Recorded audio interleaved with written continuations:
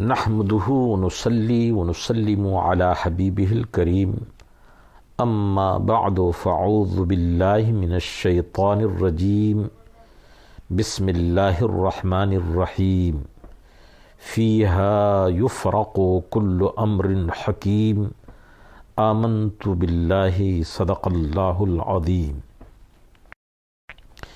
یا الہی ہر جگہ تیری عطا کا ساتھ ہو، جب پڑے مشکل شہے مشکل کشا کا ساتھ ہو۔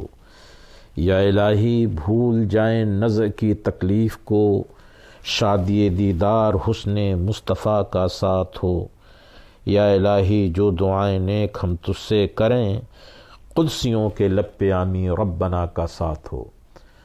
قابل قدر ناظرین اور سامعین، ہم مبلغ اسلام ریسرچ سینٹر کے ذریعے کچھ ایسے پروگرام مرتب کر رہے ہیں کہ جس سے ماحول میں اور عوام اہل سنت کے وہ نوجوان جو بد مذہب اور بد عقیدہ ائمہ اور ان گستاخان رسول کی ہرزہ سرائیوں سے متاثر ہو کر کے اپنے عقائد اور بہت سارے ایسے شرعی معاملات اور اہل سنت و جماعت کے جو شعار اور سلف سے لے کر کے خلف تک بزرگوں کے جو عقیدے اور ان کے معمولات ہیں، ان میں ایک گونا شبہہ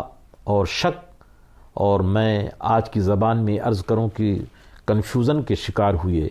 اس لیے اب ہم نہایت ہی اختصار کے ساتھ عقائد کے باب میں اور شعار اہل سنت اور اہل سنت کے معمولات کے سلسلے میں جستہ جستہ کچھ بیانات آپ کی خدمت میں پیش کریں گے۔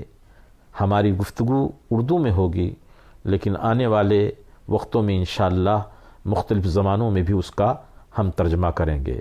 ہماری گزارش ہے کہ آپ تھوڑا سا اپنے قیمتی وقتوں میں سے وقت نکال کر کے ہماری گفتگو کو سماعت کریں، کیونکہ ہم جو کچھ کہیں گے انشاءاللہ قرآن و حدیث کی روشنی میں اور بزرگوں کے اقوال، اولیاء اعظام کے ان معمولات کی روشنی میں جو اہل سنت و جماعت کا وتیرہ اور طریقہ ہے۔ آج کل بڑی شدت سے یورپ اور ان مغربی ممالک میں نجدیوں اور وہابیوں کی طرف سے یہ اعلان کیا جاتا ہے کہ اہل سنت و جماعت کی مسجدوں میں بہت سارے ایسے معمولات ہوتے ہیں جس کا کوئی شرعی ثبوت نہیں۔ اب آنے والا مہینہ شعبان المعظم کا ہے۔ شعبان المعظم کی 15ویں شب کو پوری دنیا میں شرق سے لے کر کے غرب تک اس مقدس رات میں سنت کریمہ پہ عمل کرتے ہوئے مناجات کی جاتی ہے، دعائیں پڑھی جاتی ہیں، عبادات اور نوافل کی کثرت ہوتی ہے، لوگ اعمال صالحہ اور نیکیوں میں مصروف ہوتے ہیں۔ پھر بھی ان نجدیوں کو ان اچھائیوں کو مستحسن سمجھنے کے بجائے اس میں ان کو فتن و فساد نظر آتا ہے۔ نصف شعبان کی یہ رات تمام مسلمان جس طرح سے میلاد رسول، معراج رسول صلی اللہ علیہ وسلم کا پروگرام مرتب کرتے ہیں، اسی طرح شعبان المعظم کی 15ویں رات کو اللہ تعالیٰ کی عبادت و ریاضت سے مزین کرتے ہیں۔ بہت ہی حیرت ہے، شیخ ابن باز نجدی اور ان کی ذریت ذکر سے مصطفیٰ سے تو چڑ ہی تھی، کیا عبادت خداوندی سے بھی انہیں چڑ ہے جو اس رات پر تان و تشنیع کے پتھر برسانے لگے۔ جہاں تک اس رات میں دھماکوں، پٹاخوں اور غلط کاموں کا تعلق ہے تو ہمارے علماء کرام اور صوفیاء اعظام اس کی شدید مخالفت کرتے ہیں۔ ہستی قائد اہل سنت علامہ مولانا شاہ احمد نورانی صدیقی رحمۃ اللہ تعالی علیہ زندگی بھر مختلف اپنی تقریروں میں ان کاموں سے روکتے رہے اور رد کرتے رہے۔ اب اس قسم کے خرافات عیدین کے عظیم دنوں میں بھی واقع ہو جاتے ہیں، تو کیا ان خرافات کو ختم ہونا چاہیے یا عیدین کو ختم کرنا چاہیے؟ افسوس یہ لوگ تو اس رات کے جانے والی عبادت سے بھی نالاں ہیں۔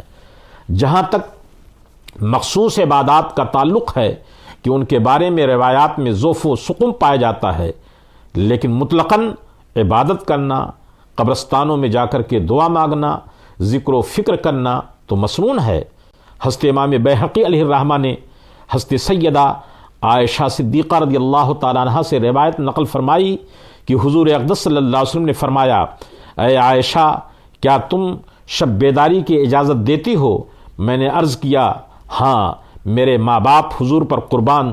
تب آپ نے قیام فرمایا اور طویل سجدہ کیا، یہاں تک کہ مجھے گمان ہوا کہ آپ وفات پا گئے۔ پھر میں کھڑی ہو کر ٹٹولنے لگی، پس اپنا ہاتھ آپ کے تلموں سے لگایا تو وہ چلے۔ اس وقت مجھے خوشی ہوئی اور میں نے سنا کہ آپ سجدے میں دعا مانگ رہے تھے۔ میں تیرے عقاب سے تیرے عفو کی پناہ لیتا ہوں اور تیرے غصے سے تیری رضا کی پناہ لیتا ہوں۔ تیرا چہرہ جلالت والا ہے، تیری ثنا کی شمار نہیں ہو سکتی، جیسے تو نے اپنی ثنا کی ہے۔ جب صبح ہوئی تو میں نے ان دعاؤں کا ذکر کیا، فرمایا اے عائشہ اسے یاد کر لو اور دوسروں کو سکھا دو۔ ایک روایت میں آپ صلی اللہ علیہ وسلم نے فرمایا، اے حمیرہ کیا تم جانتی ہو یہ کون سی رات ہے؟ عرض کیا اللہ اور اس کا رسول زیادہ جانتے ہیں۔ فرمایا یہ 15ویں شعبان کی رات ہے۔ بے شک اللہ اس رات اپنے بندوں پر ظہور اجلال فرماتا ہے، توبہ کرنے والوں کی توبہ قبول کرتا ہے، رحم چاہنے والوں پر رحم فرماتا ہے اور کینہ پروروں کو ویسا ہی رہنے دیتا ہے۔ یہ ما ثبت بالسنہ میں موجود ہے۔ وما علینا الا البلاغ المبین۔